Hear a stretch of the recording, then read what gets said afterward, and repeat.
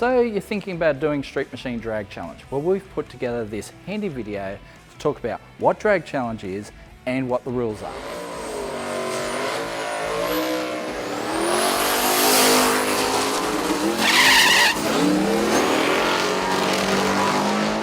Street Machine Drag Challenge is a 5-day event that usually sees entrants do 5 tracks in 5 days and more than 1,500 kilometres. It is a tough and demanding event, and really there's no prize money, there's only a few trophies, but if you receive the coveted I Survived sticker at the end, then you'll know you'll have done something really special.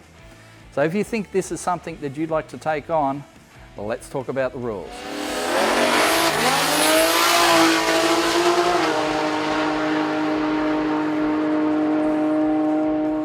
The purpose of this video is to give a brief rundown of the rules of Drag Challenge, but for the full list of rules and regulations there will be a link in the description below. Click on that if you have any questions about what we talk about today.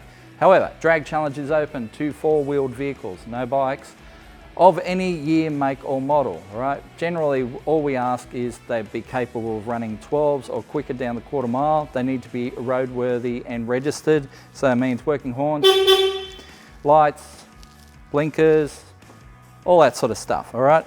It's pretty simple. If you've got a good street car, all this stuff should be working anyway.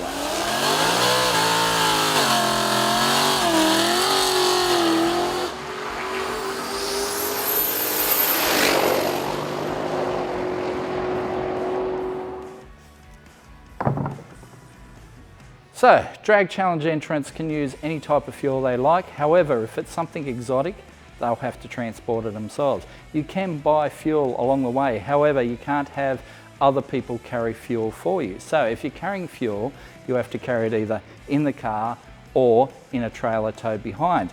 We limit entrants to 200 litres plus the fuel capacity of their car. So if you go over that, we will have to disqualify you. So carry fuel safely, only 200 litres.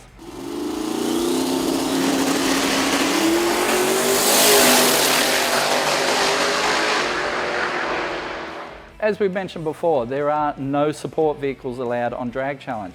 Everything you think you need needs to either be carried in your race car or in a small trailer towed behind. And there are size limits to the trailer.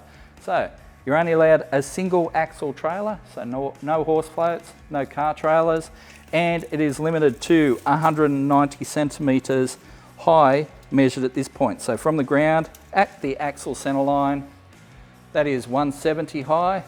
You are limited to 190, all right? So no bigger than that. And while the trailer and car is moving down the road, the trailer cannot contribute to the cooling, the charging, or the fueling of the race car, all right? So while you're moving down the road, you can't run fuel lines or battery cables or anything like that forward to the car. Of course, in the pits, sure, if you've got a generator in your trailer and you need to charge up a battery, that's fine. But while they're moving down the road together, this is not contributing to any of those factors of your race car.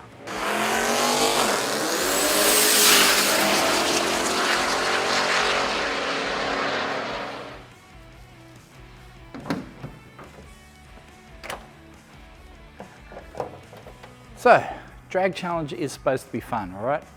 It's you and your mates having an adventure, driving off across the country, eating shitty food, racing at tracks every day, having a blast. It's like Two Lane Blacktop, the movie, which was the same thing. 2 guys in their 55 Chev heading off cross country, you know, hitting the diners up, staying in motels, racing at racetracks from town to town.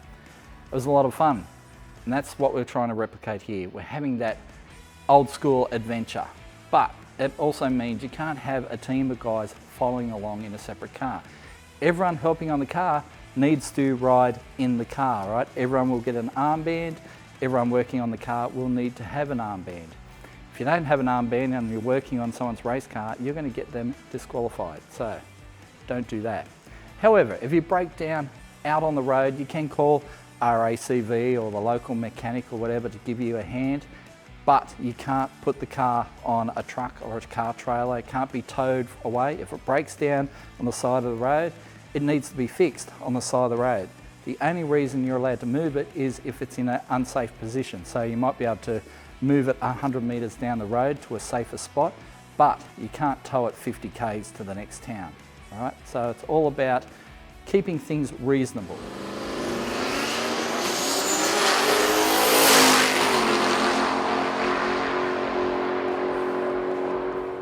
When it comes to tyres, you have to run competition tyres when you're on the track. So that means drag radials or slicks. Now that only means for the track. When you're on the street, you can run normal street tyres, but we don't allow normal street tyres on the track because it damages the traction compound and makes it very hard for the really fast cars. So drag radials or slicks, you'll need one or the other.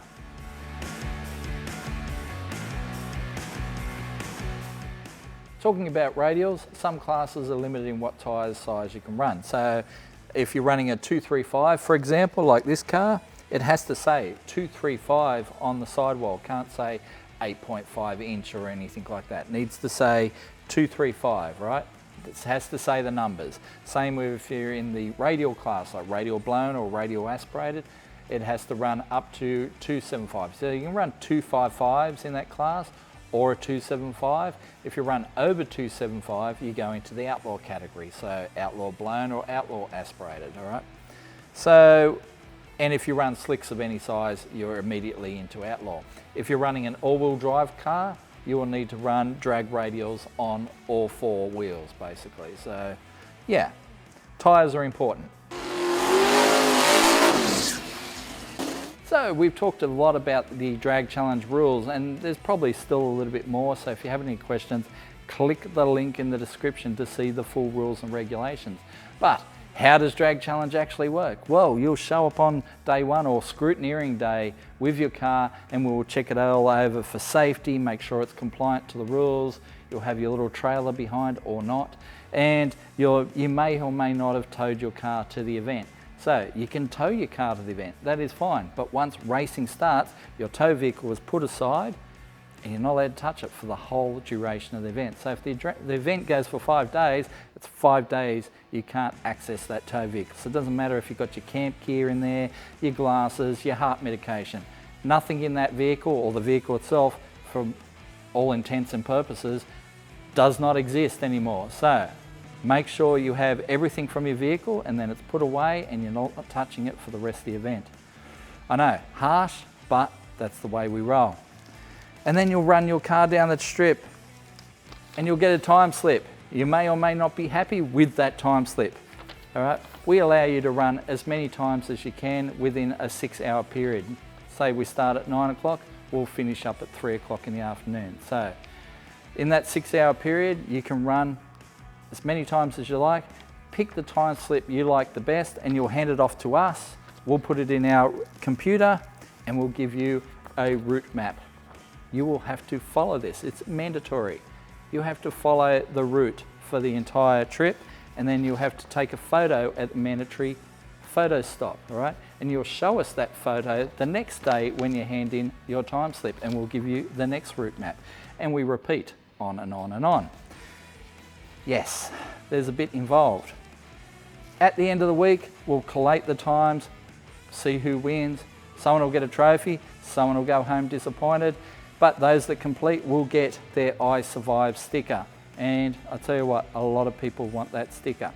Now, while you're out on the road and you've got your drag challenge sticker on there, identifying your vehicle, you have to behave.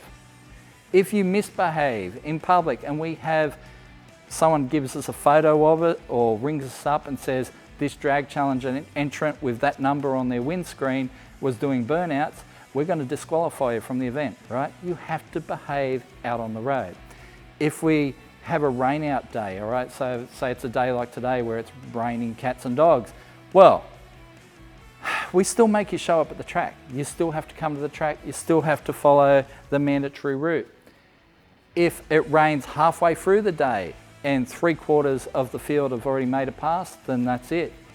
If less than 3/4 of the field haven't made a pass, then we scrub the day and we move on to the next track via the mandatory route, all right?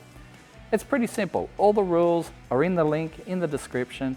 We're all about having fun. Yes, there's some rules involved, but it's all about making the journey the best that we can for you. So Come along, have some fun, don't misbehave, make sure you stay under 0.05 and just enjoy the greatness that is Drag Challenge.